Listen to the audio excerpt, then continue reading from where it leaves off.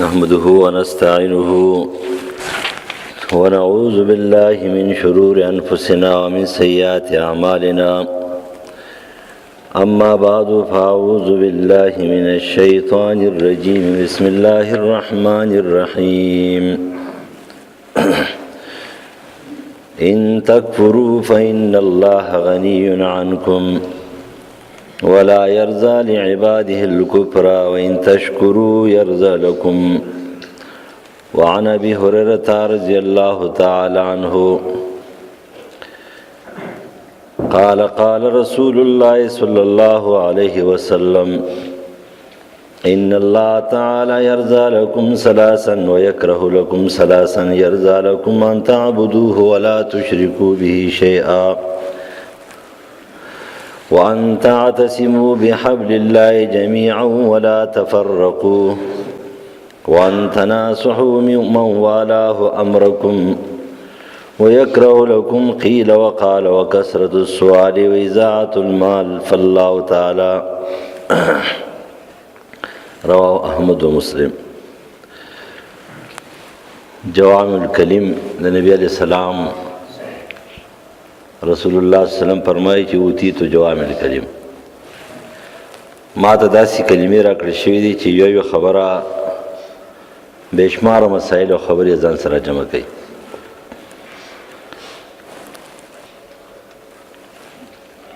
الله تعالی فرمایي سورۃ زمر آیت نمبر 7 کې چې کجری تاسو کفر کوئ نو بېشک الله بې پروا دستان تاسو نه او نه خوښوي ناراض کیږي د بندګانو خپل نه په کفر باندې، او که تاسو شکر وباسئ نو خوښوي دا ستاسو دپاره. ابو هريره رضی الله عنه فرمایي چې رسول الله صلی الله علیه وسلم فرمایل بېشک الله راضي کیږي خوښوي ستاسو دپاره درې خبرې او بدې ګڼي ستاسو دپاره درې خبرې. دې څه ډېرې خبرې دي خو دا هغه جوامع دي ایمانه داره چې دې د ځان سره ډېرې مسلې را جمع کړي دي، ډېر مکروهات او ډېر د خوشحالۍ او د رضا خبرې. هغه درې خبرې چې ستاسو دپاره خوښۍ هغه داري تاسو بندګي د الله کوئ، د الله سره شریک مه جوړوئ د څه شي، او مضبوطې منګولې ولګوئ په رسۍ د الله باندې، ټول په ټولو اختلاف او تفریقې مه جوړوئ، او خیرخواهي لټوئ د هغه چا چې هغې ته الله تعالی ستاسو د کارونو اختیارات ورکړي دي، او بد ګڼي ستاسو دپاره قیل او قال پالتو خبرې، ما لا یعنی خبرې،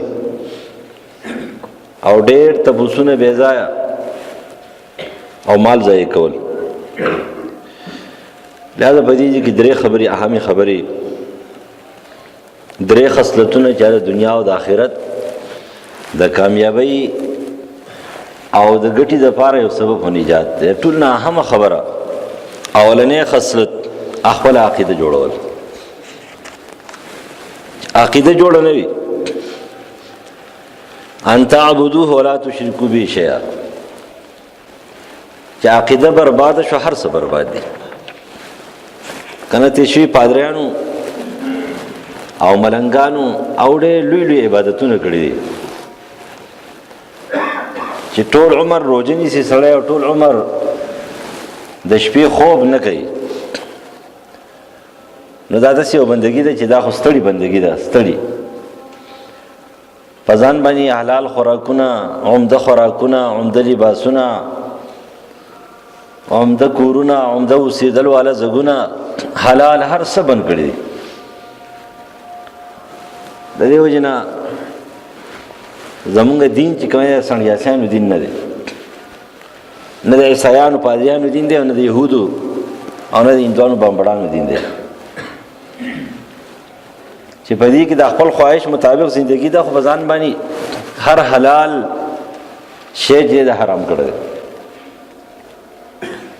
لکه ذهن کې داري چې بندګي د دې خبرې ده چې سړی د ښه خوراک نه کوي، نه بندګي د دې خبرې ده سړي سره خواهش ورسره او د الله بندګي کوي، د سره قوتونه ورسره او د الله بندګي کوي. دا اصل بندګي ده. او د انسان قوتونه سلب شي او بیا د عبادت تمنا شي ارزو شي نو ثواب به ته ملاويږي په خنیت باندې ولې به نه ملاويږي ولیکن هغه ثواب خو نه ملاويږي چې کوم د قوتونو سره د دې وجه نه پاک کسانو کې چې کوم کسان د عرش د سوري لاندې هغه کسان نو پای کې د قوتونو مالک چې طاقت ور سره او شاب النشأ فی عبادت الله هغه ځوان چې خپل بندگی کوي او هغه په دې ځواني کې بندگی کوي خپل ځواني د بندگی د لپاره قربان کوي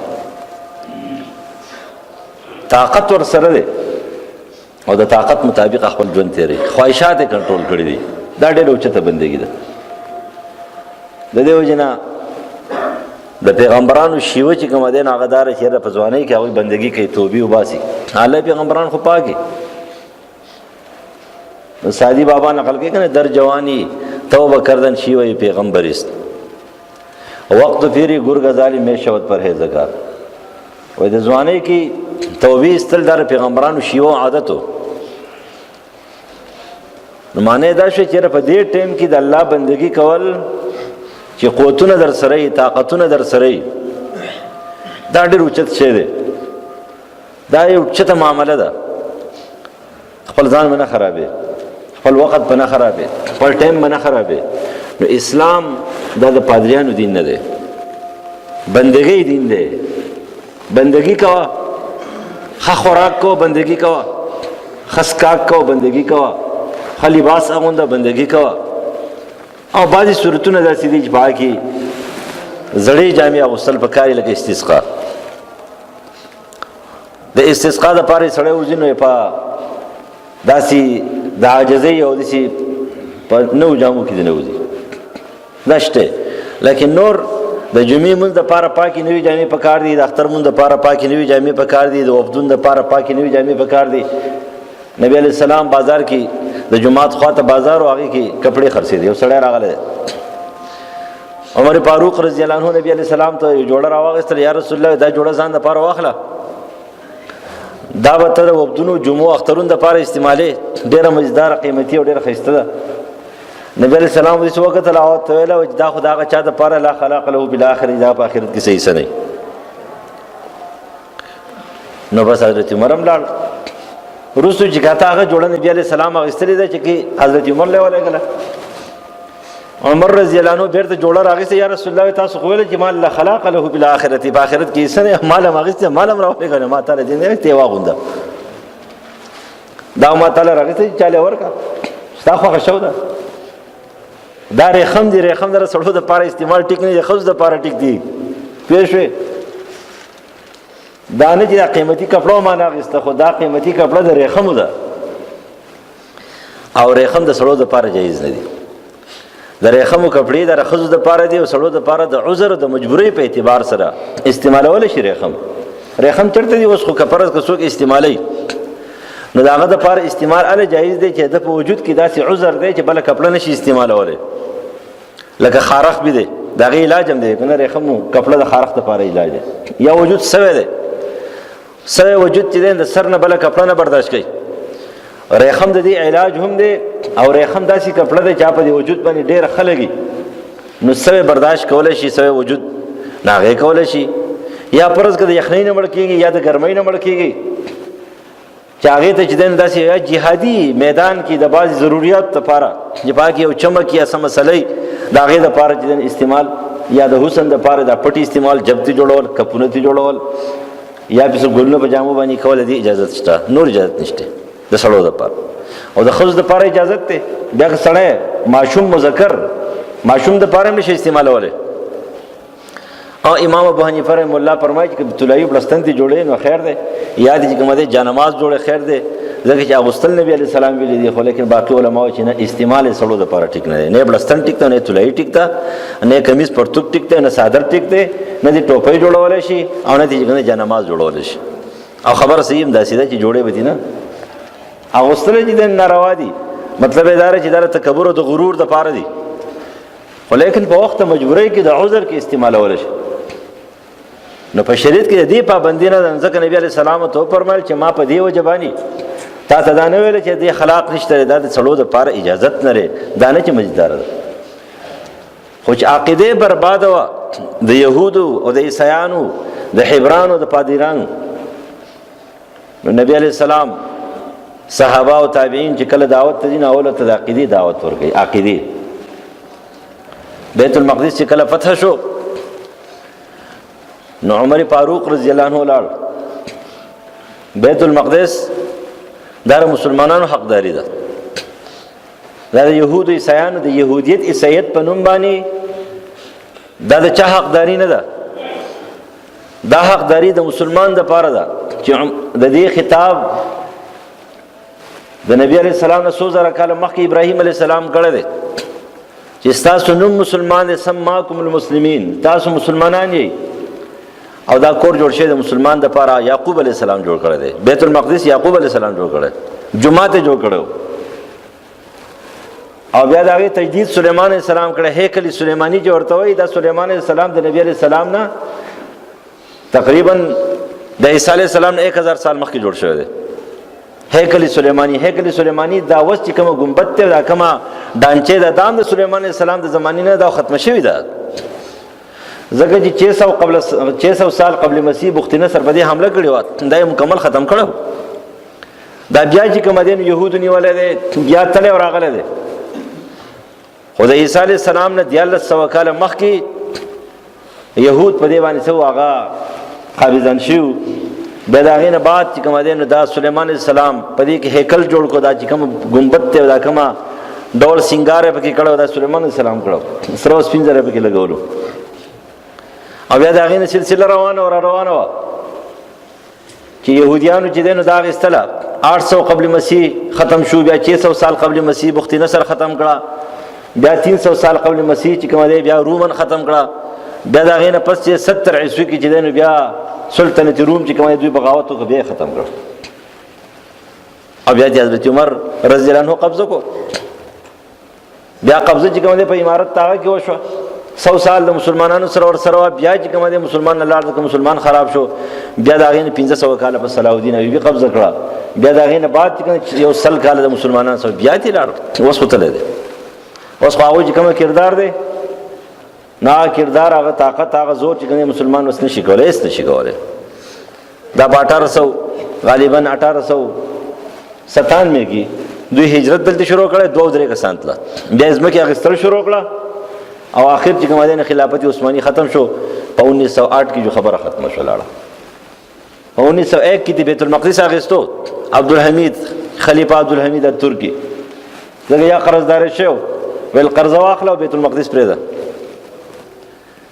ال جواز الله سباس کولو چې بس است بغاوت شو خبره ختم شو. اوس دا وی بلاس کې څوک اغستې شي؟ دا مسلمان حق دی، د مسلمان 58-57 ممالک مسلمانان چې کوم بیت المقدس نشي اغسته. عرب خود سر نشي اغسته، بازار کال کې نشي اغسته. عجم به اخلي، عجمی و پیدا کیږي هغه به اخلي، لیکن عربي نشي اغسته ځکه چې هغه تش کوم شراب او نشه او تماشې او بس عيش پرستی ده. کله چې فرانس ته دی، کله یورپ بل ځای ته دی، کله بل ځای ته دی، دا خدای کار دی. بس پاشي اور یعنی هرمنو تور رسیدل، خبره ختم شو. اخو عيش پرستی وسو، لیکن که چرته اخلي نو ته عجم به کې راځي. نو دا مسلمان حق دی، د يهودو حق نه دی. نو بیت المقدس چې کله پته شو نو عمر فاروق رضی الله عنه یو پادری واغې ورغی. هغه پادری ته راوځه، امام قرطبی نقل کوي.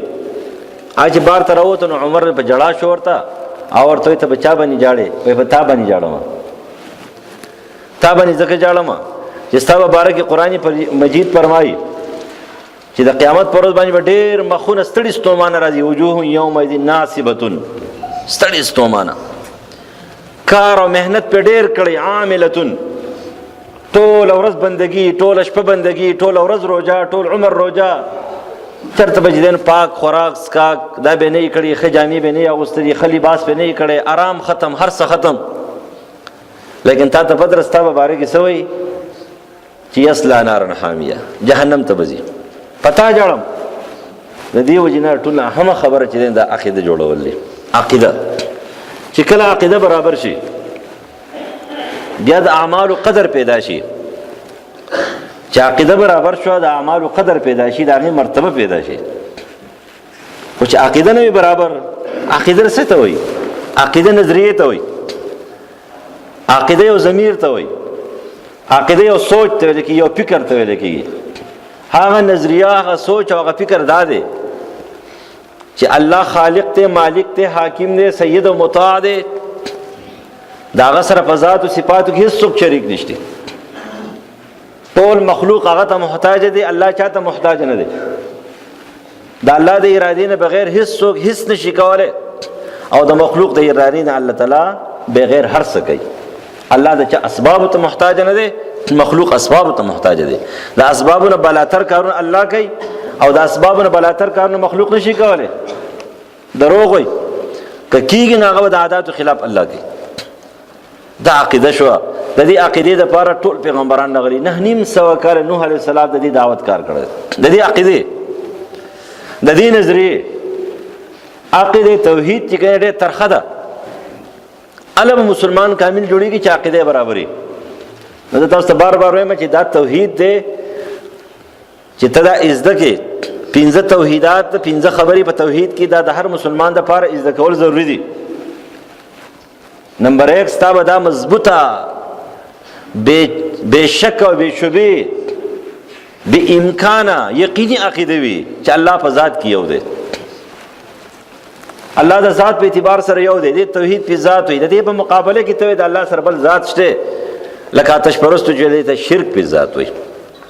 دا مضبوط عقیده چې الله په توحید کې یو دی، په ذات کې یو دی، د الله د ذات په شان دی بل ذات نشته دی، او په عرش باندې دی. دا به کلک ایمانی الله په عرش باندې دی، بس د الله د شان چې څنګه مناسبه ده، بلا کیفه. او علم، قدرت، سمع، بصر دی په هر څه باندې دی. هیڅ شی د الله نه پناه نه دی.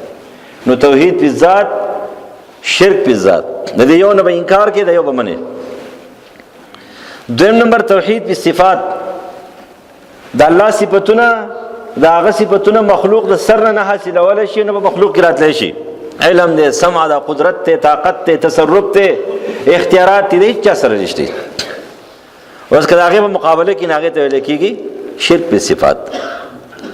تا به دې طرف ته دې نه به انکار کې، شرک په صفاتو نه به انکار کې، او توحید په صفات به منې چې د الله د صفتونو په شان صفتونه دا نه د فرشتو سره شته، نه د پیغمبرانو سره شته، نه د تابعینو سره، نه صاحبانو سره، نه د صحابو سره، نه د بزرګانو اولیاو سره، نه د شیخانو علماو سره، هیڅ چا سره نشته.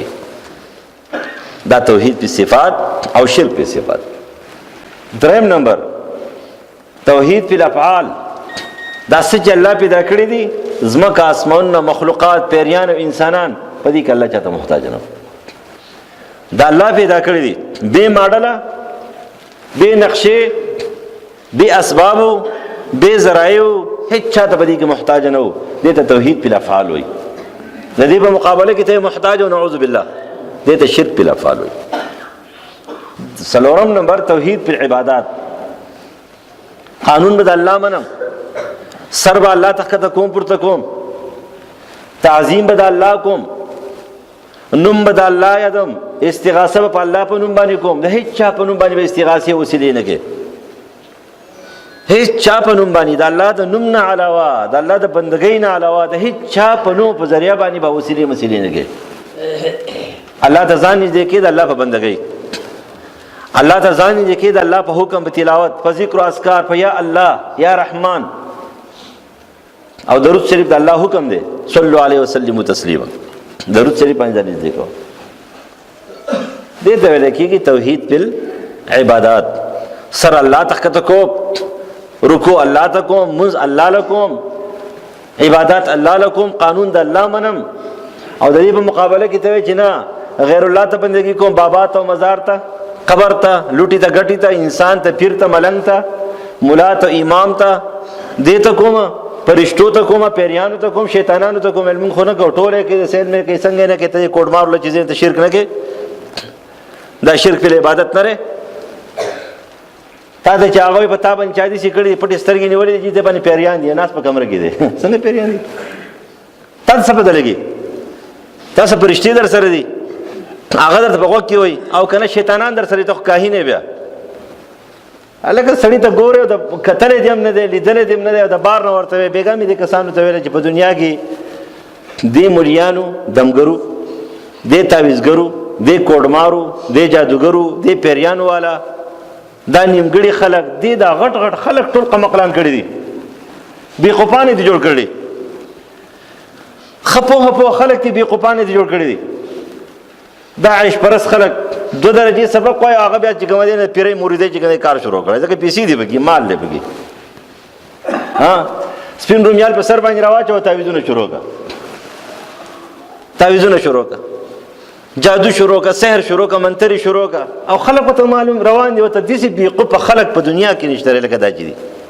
دا عقل اخلاص چې دومره بیوقوفان کړه، لکه ته دومره نه پوهېږې چې هغه سړی، هغه مولا، هغه شیخ چې کوم دی په جومات کې یا په مدرسه کې په کمره کې ناست دی، او تا ته وایي یار ستا په ښځه باندې چا چې کوم دی جادو، ستا ښځې لیدله، ستا په لور باندې چا سحر کړی، ستا په لور باندې پیریان دي.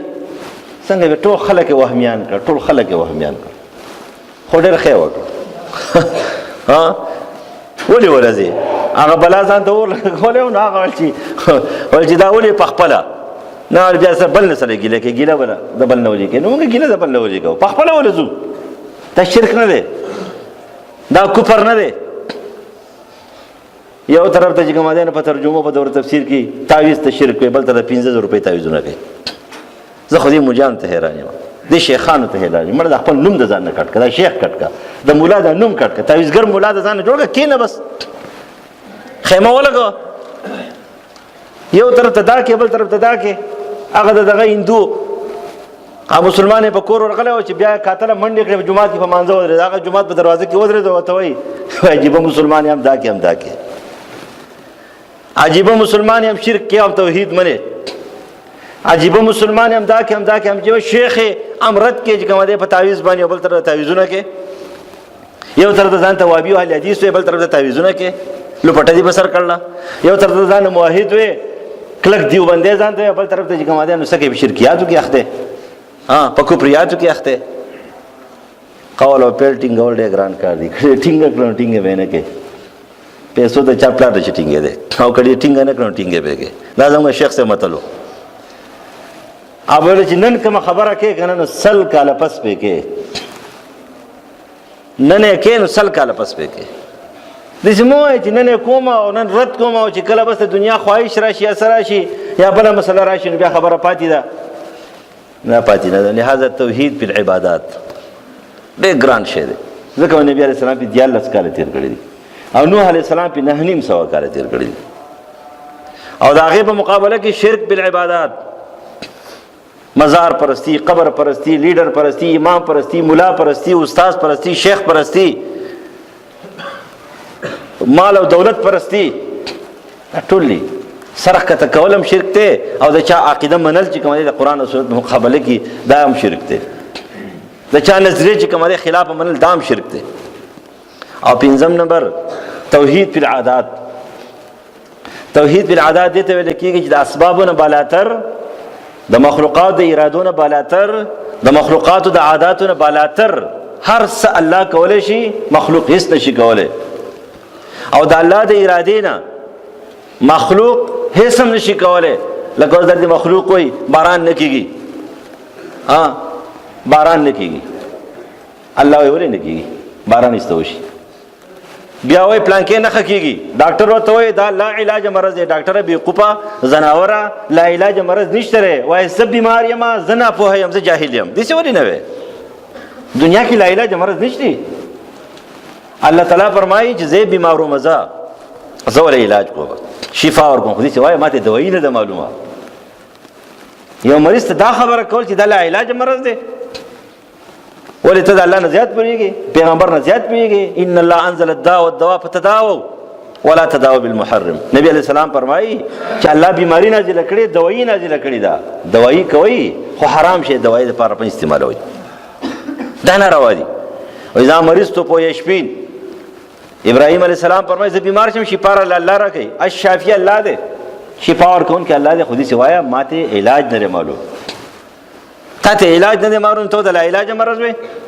نو دی ورته لا علاج مرض وي، برس ګوره ټیک دی. څنګه ټیک شو یار؟ بس الله ټیک کړم، مخکې اوس تا عقیده نه و، ډاکټر صاحب، حکیم صاحب، ملا صاحب، ستا عقیده خرابه وه، بس زما عقیده جوړه چې یا الله ته به مې جوړې، ستا نه یې غواړم.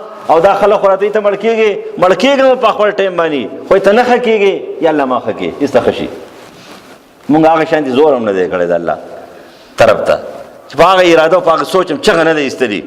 چې ورته چغه وباس پروردګاره زړه درد وکړي بس الله به دې ښه کړي او که ښه نه شي امتحان دی د الله د طرفه دی یبه امتحان دی توبه وباسه امتحان دی نو په دغه طریقه به سوي روان وي دې ته ویل کېږي توحید فی العادات او د دې په مقابله کې چې هغې ته ویل کېږي شرک فی العادات عقیده جوړول د اهم نمبر خبره شو ان الله لا یغفر ان یشرک به ویغفر ما دون ذلک لمن یشاء الله دا عقیدې باغی نه معاف کوي د اعمالو کې ګناهګار یا څه بغاوت یې کړی دی په اعمالو کې کړی هغه معاف کوي خو د عقیدې باغی چې کومه دی دا په جهنم کې همیشه دویم نمبر خصلت هغه دا دی چې د الله تعالی اتفاق خوښ دی اتفاق او اتحاد یې خوښ دی حبل الله رسید الله باندې مضبوطی منګوري لګول دا اتحاد او اتفاق د الله خوښ دی دا په قرآن او سنت سره راځي فإن تنازعتم في شيء فردوا إلى الله والرسول إن كنتم تؤمنون بالله واليوم الآخر ذلك خير وأحسن تأويلا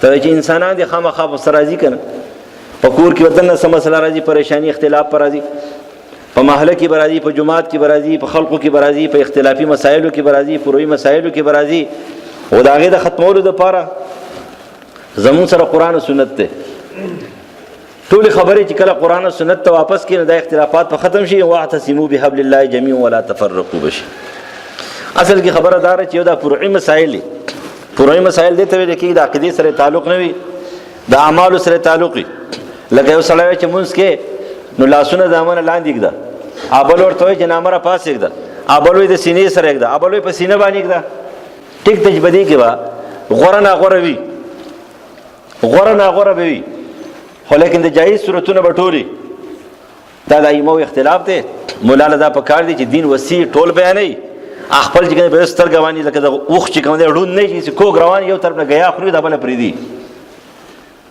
دوه سترګې به دي کار کوي دوه سترګې ټول دین خلقو ته بیانوا ټول دین چې تا بیان کې اختلاف پني مسائل باندې جوړيږي تا یو سړی طرف فلیدین بیان کړی دی خو ادمي رب فلیدین والد نه بیان کړی تا ادمي رب فلیدین بیان کړی رب فلیدین جماعت کې به جګړه جوړيږي دا اوس پینګری بډاګان دي خو په دې نه پیږي هغه نو خبره چې دینو په خوانې ده نه دي ذکرې او کفر که تاغه پی کړی ولې به جګړه کوي یو سړی دی امین بالجهر پیژني امین بالسرم پیژني دوه جایز دي غوړه کما دی بس پرې ده 1500 کال پس په جایز باندې عمل کوي سړی دا کټه خبره 1500 سال چې کوم دی سړی په جایز باندې عمل کوي دا ټیک شه دی په غوړ عمل نشي کولای ډېر مستحبات نبی عليه السلام پرې خدي امام بخاری چې کوم دی هغه باب په کتاب العلم کې قائم کړی دی د دې لپاره چې کله کعبه فتح کړه مکه فتح شو عرصه فتح شو بوتان ټول مات کړه نو نبی عليه السلام حضرت عائشه رضی الله عنها د سفر مای چې لولا قومك حديث العهد بالجاهليه کدا قوم دی نه مسلمان نه له هدمت الكعبه ما به دا کعبه ورانه کړی وي خدا قوم نو مسلمان دی اختیار سره بوتان ماتول شو لیکن د کعبه شریفه جوړول بیرته چې حتیم پکې وردن لګي ځکه حتیم خو د کعبه سره ولدي بده په خپل ځای وي دا غي دغه امام بخاری وایي چې بعضی مستحبات د بعضی وجوهات نه خلق فریض به خیر دي انکار به نه کوي انکار به نه کوي خلق په کول په کار انکار به نه کوي لیکن په جایز باندې سړی عمل کې دا ته ګناګار نشي ویلې دا یو خبره یاد ساتي چې بعضی مليان نه پويږي یو جایز دی او ناپیز دی یو جایز دی یو مستحب دی دوه منځ کې فرق دی اوس مولوی سي په دې نه پويږي څه وکړم جایز او مستحب کې دوه جایز دي یو کول غوړه دي یو جایز دی یو جایز او نافذ دی جایز او نافذ کې دی نافذ بکې جایز بنه کې جایز د مجبورۍ په وجه بکې لکه د جمعې منځ چې کوم دی په اول وخت کې دا نافذ دی او د جمعې منځ په دې وروستو ټایم کې دا جایز دی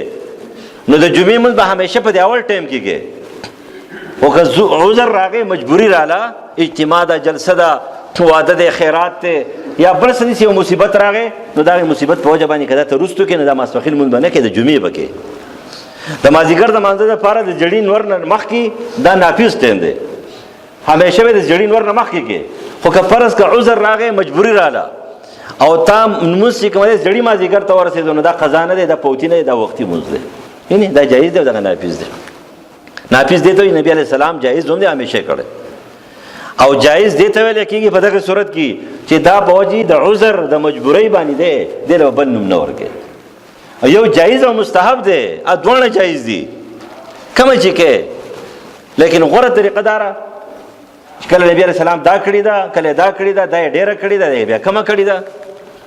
خو داسې نه دی کړی چې همیشه دا یوه طریقه کړې ده او دا بله طریقې ضرورت له پرېښې ده، نو هغې ته بیا نافظ او جایز وي. دا خبره پکې یاد ساتئ. ځکه چې مولوي صاحب ویلې یاره چې ویل چې د ماسپښین دا لمونځ د ماسپښین دا ټایم د جمعې د لمانځه دپاره دی، نو بیا په اول او په آخر کې څه فرق دی؟ نو مال دقه دې حل دی چې ته کله بخاري ته د خپل شیخ نه ویله او ترمذي دی ته اوده وې او زه یخومه، ته پوه شوې، ته اوده وې او زه یخومه. بیا ته چې کله فارغ شوې کتابونه دې ایښودي دي، ګوتې دې ولا نه ویلې، ما کتل دي، تا ایښودي دي او ما کتل دي. ته نه خپل مذهب نه خبر، مسلک نه خبر، ته دا نافظ او جایز نه پېژنې. څه وکړم؟ اصول فقه تا نه دی ویلي، څه دي ویلي دي؟ ځکه راغلی بیا په سکول کې استاد شوی، خبره ختم. بیا خو لاړه، بیا ته کتاب جوړېدو، په جمعې کې جوړېږي، په 3 بجې چوټي کېږي، څه ټایم دی کور ته چې راشې ستړی ستومانه پروت دی، تشه اودسونه کې، بیا خبره یېره ده پاتې ده. نو خبره هم دا ده چې جایز او نافظ خو دین به ټول بیانې. کله چې پوروي اختلاف راغی نو قرآن او سنت ته به لاړ شي، قرآن او سنت ته چې هغې کومې خبرې ته جایز ویل هغه جایز دی، او چې کومې ته ناجایز ویل هغه ناجایز دی. اختلافات په ختمېږي. لیکن نن سبا خو د خلکو فرقې جوړې کړې. فرقه خو دې ته وایي چې عقیدې بدله شي. عقیده قادیانان، پرویزیان، جهمیه او مرجیه او قدریه او جبریه، روافض او امامیه او اسماعیلیه، دا خلک چې دي د فرقې وایي. شوافیو ته فرقه نه وایي، حنابلو ته فرقه نه وایي، احنافو ته فرقه نه وایي، موالیکو ته فرقه نه وایي، اهل حدیث او اهل ظواهر ته فرقه نه وایي. دا ټول اهل سنت والجماعت مسلمانان دي. فرقه دې ته وایي چې عقیدې بدلوي. عقیدې ټول یو دي. عقیده د الله په باره کې، د رسول په باره کې، د جنت او جهنم په باره کې، د بعث بعد الموت په باره کې، ایمان مجمل او مفصل باندې اتفاق دی. پاتې شو دا نورې فروعي مسایل، په دې کې اختلاف در دین یو توسع دی، وسعت دی. خو که تر دې نه فساد جوړې نو بس بیا په فرقه کې راځي. نو درېیم نمبر آخري خبره چې د مشرانو کدا امام غټ بادشاه دی که ورکوټی دی، خو چې د نیکۍ کارونه کوي که نه نو د هغې دپاره تعاون به کوي. دا خبره غلطه ده چې اوس یو بادشاه دی، یو ټیک کار کوي تر هغې مخالفت کوي، یو غلط کار کوي او تر هغې هم مخالفت کوي. نو غلط کار مخالفت کوه، خو د ټیک کار مخالفت کوه، تعاون یې کوه. په دې وجه باندې علما نقل کوي چې را بادشاهانو ته دعا کوه، خیرې ورته مه کوه، دعا ورته کوه. او چې د شریعت بالکل اوټ روان شي نو بس بیا خیرې کوه نو، خو لیکن دعا ورته کوه چې پروردګار توفیق وله ورکړه، پروردګار د حق او د عدل چې کوم دی توفیق وله ورکړه. او چې ښه کار کوي که نه نو که دا هر څوک دی، که دا د 2 کسانو مشر دی، که دا د 3 مشر دی، که د 100 مشر دی، که د 10 مشر دی، که دا د کلي دی، که د محلې دی، که د صوبې دی، که د وطن دی، خو د هغې دپاره به ته څه کوې؟ د اخلاص سره د اصلاح دعا کوې، د خپل وطن دپاره به دعا کوې، خپل کلي دپاره به دعا کوې، د مشرانو دپاره به دعا کوې. او چې غلطیانې دي پکې نو د هغې ورته اول دعا کوو چې الله توفیق ولور کړي، دا پرېږده، که نه نو چې نه سمېږي جو الله دې ورنه کړي. بیا ورته داسې وایه، خو اول ورته څه کوه؟ دعا ورته کوه. خو د هر چا ټیک خبره دې ته ټیک ویل، او د هر چا غلطي خبرې ته غلط ویل. لا طاعة لمخلوق فی معصیة خالق. چې د خالق نافرماني که نه نو د هغې حمایت به نه کوي. او چې ټیک کار کوي نو که دا هر څوک دی خو د هغې ټیک کار ته به ټیک وی. تعاون البر والتقوی ولا تعاون الاسم والعدوان. الله تعالی دې صحیح مسلمانان برابر عقیدې والا جوړ کړي، او د شرک او د کفر او د بدعاتو نه الله هم پسند کړي. او دا مړي شوي دي، پرون قبل پرون ځان وفات شوي ده، بوډۍ به وفات شوي ده، هغې ته دعا وکړئ پروردګاره بخشش نصیب کړي، معاف کړي. نن هم څوک وفات شوي دي، مخکې چې وفات شوي ټول معاف کړي، بخشش نصیب کړي. اللهم اغفر لحینا ومیتنا. پروردګار رحم کرم معامله اوس وکړي، الهو العلیم معاف کړي. څه بیماران دي هغوی ته دعا وکړي، شفای کامل عاجل نصیب کړي. چا څه شریعت جادي سخته ورسوي، څه مسایل یې حل کړي. پروردګاره چې حلوان شته هغه حلوان امکان سره زموږ وطن محافظ شي، زموږ کلي محافظ شي. د رحم د کرم معامله وکړي، د حرمینو حفاظت وکړي، حق مجاهدین کامیاب کړي. اللهم ربنا